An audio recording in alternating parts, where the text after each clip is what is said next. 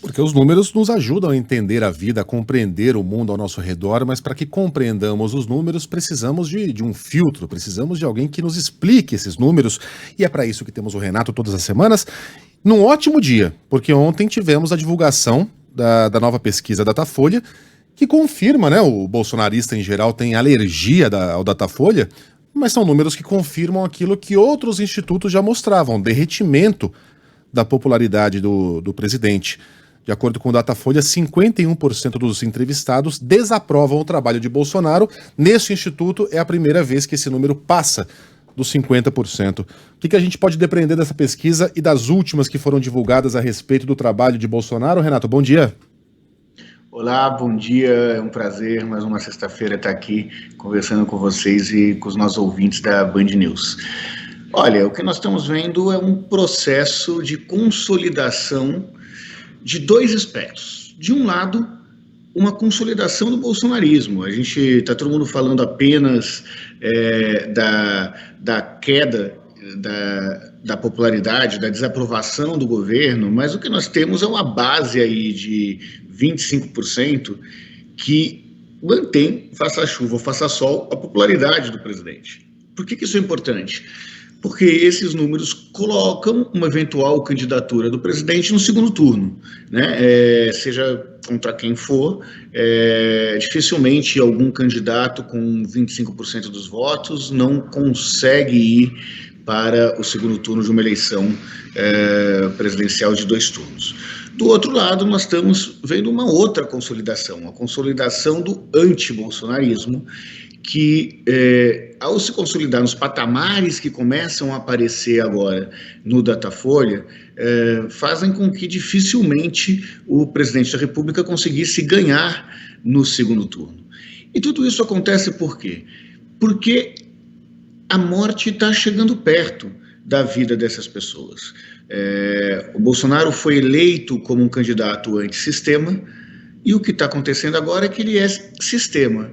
E esse sistema, no meio de uma pandemia como a que nós estamos vivendo, acaba trazendo e aumentando o índice de rejeição do presidente da República, na medida em que mesmo aqueles apoiadores mais próximos do presidente, hoje conhecem alguém que infelizmente morreu na pandemia. Renato, você é presidente do Instituto Locomotiva, que faz pesquisas também, e eu queria ouvir a sua opinião com relação a essas definições não tangíveis que foram colocadas pelo Instituto Datafolha. Vamos lá, a maioria dos entrevistados considera Bolsonaro incompetente, são 58%, desonesto, 52%, pouco inteligente, 57%, falso, 55%, demais, indeciso, 57%, e autoritário, 66%, além de despreparado para o exercício do cargo de presidente, 62%. Com que frequência essas definições, que são mais subjetivas, né, elas são colocadas em pesquisas como essa, e que resultado a gente pode tirar disso, que resultado prático a gente tira dessas respostas dos entrevistados? Que tem algumas coisas que estão sendo... eu ia usar o termo percebida, mas ia parecer uma maldade com isso. Ninguém chega nesses índices ao mesmo tempo que chegou pelo voto direto à presidência da República, sem que um número considerável de pessoas mudasse de opinião, né? Não é muito comum divulgarem esse tipo de avaliação que tem mais a ver com o que vai fazer e mais a ver sobre a impressão que está na população brasileira sobre a avaliação da figura do presidente da República. Quando nós falamos sobre a honestidade do presidente ou não, nós não podemos esquecer do efeito que a CPI está tendo e da divulgação que está existindo sobre eventuais fraudes e corrupção no processo de compra da vacina. Quando nós falamos sobre falsidade do presidente, é que começa a ficar cada vez mais claro que uma versão elástica sobre os acontecimentos e sobre os fatos que são relatados. É como se a tolerância para o fake news ou para aquela narrativa que prefere criticar o adversário ao entrar no mérito dos problemas, começasse a ficar exposto para a maior parcela da população brasileira. A pergunta sobre a incompetência, sem dúvida nenhuma, está ligado à capacidade que o presidente tem de lidar com o processo de crise que existe hoje na vacinação, com mais de 500 mil mortos. É muito difícil você avaliar um presidente de um país que tem mais de 500 mil mortos como um presidente que foi competente na gestão da pandemia, e isso tem uma relação direta com o termo do despreparado.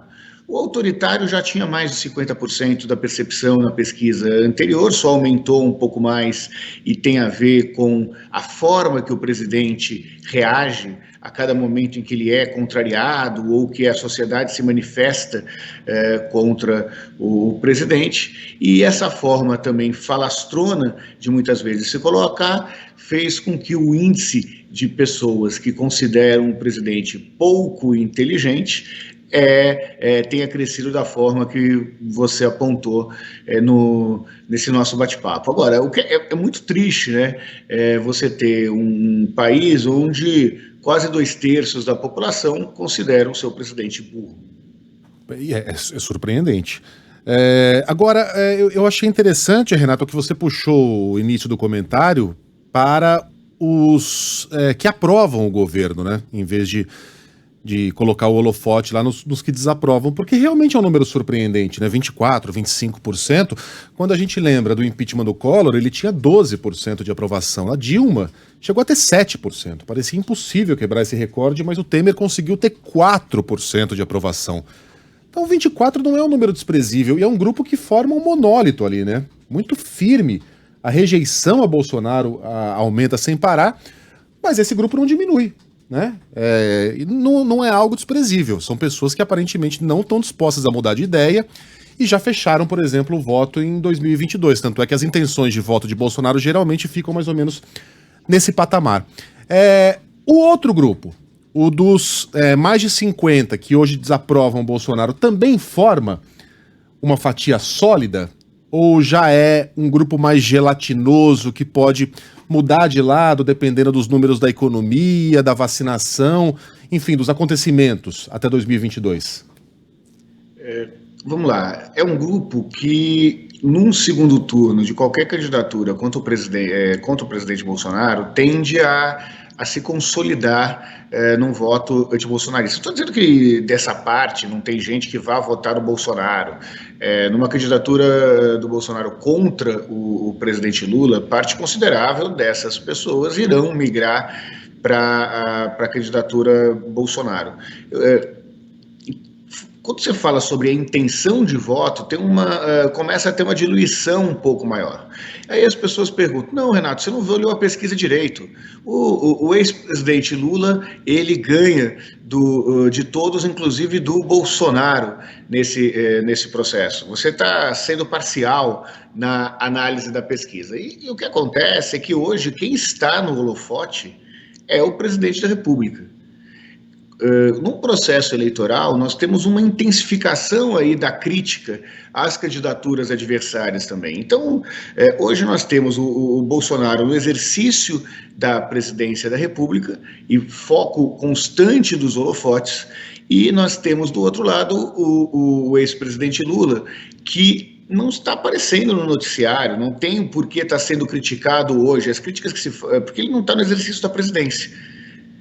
As críticas vêm muito mais pelas gestões anteriores. E como a vida dos brasileiros não está boa hoje, essa crítica às gestões anteriores perdem força. Óbvio que no processo eleitoral isso volta à tona e o processo de intenção de voto e da rejeição do ex-presidente Lula certamente mudarão.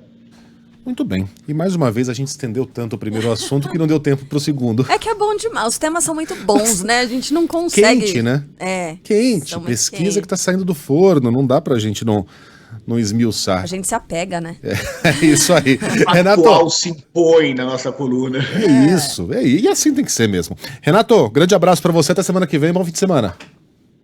Super obrigado. Um abração. Um prazer estar aqui com vocês. Um beijo.